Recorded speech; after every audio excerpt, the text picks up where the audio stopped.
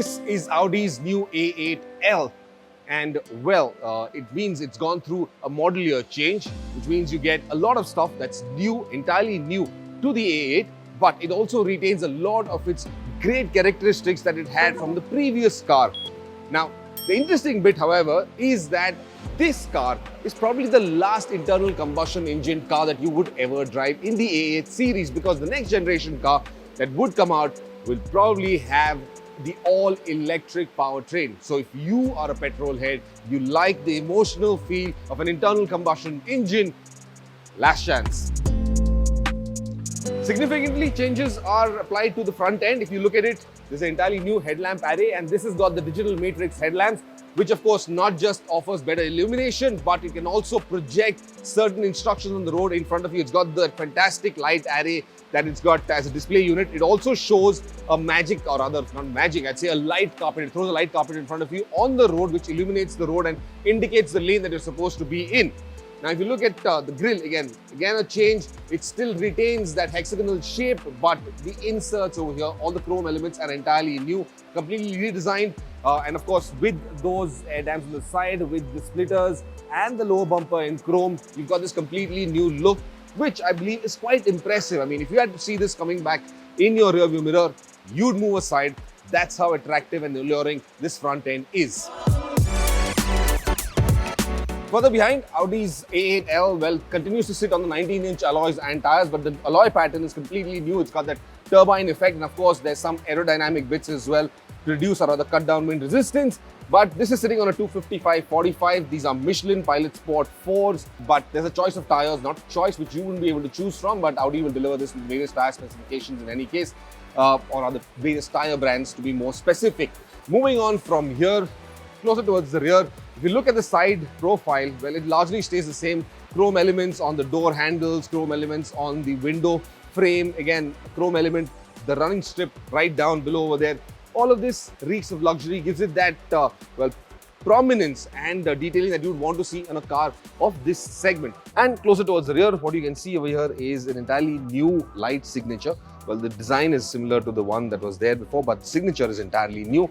And again, you've got the badging, you've got the A8L and the 55 TFSI. That's the variant with the Quattro badging right there on the end. Now, the interesting bit about this rear tail lamp signature is that it's also got these sensors to detect pedestrians behind if you are in a parking lot, which means if you are backing out, you're reversing out of a parking lot, then those sensors will detect a person or any other object within a 2-meter proximity and audibly will warn you that there is an obstruction behind you and that you shouldn't be backing out. So that works fantastically well. It's a static function, but again enhances or rather raises that safety quotient in a car of this order.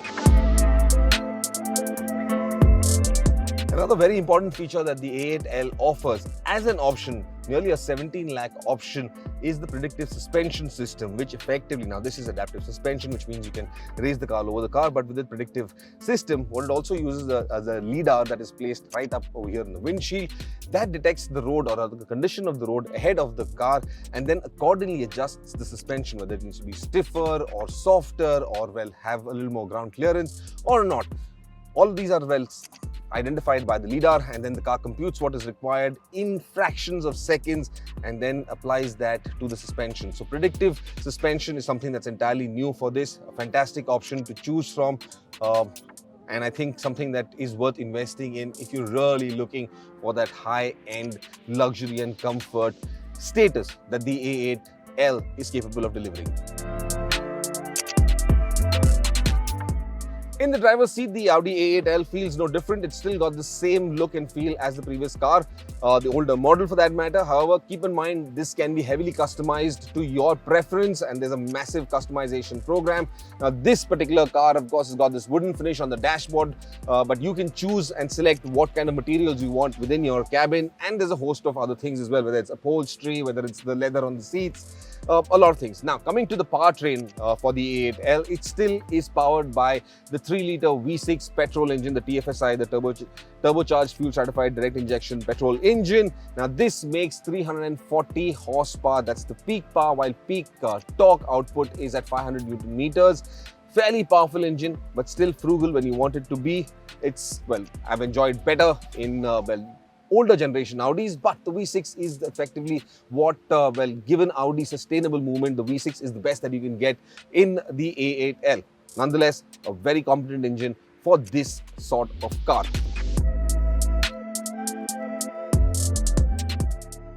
Well, dimensionally, the A8L hasn't changed at all. It's still the same length, width and height, which means you still get that enormous cabin in here.